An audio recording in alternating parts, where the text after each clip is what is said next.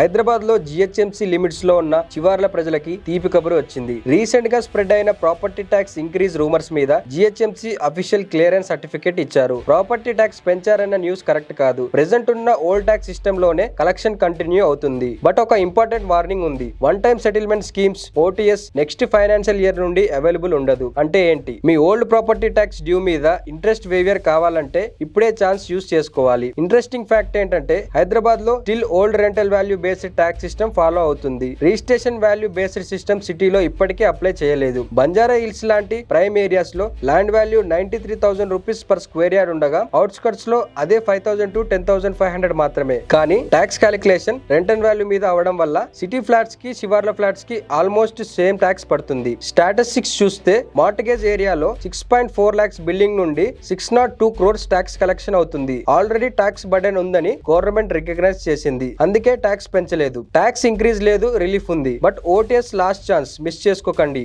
Old dues clear చేసి interesting burden నుండి relief పొందండి.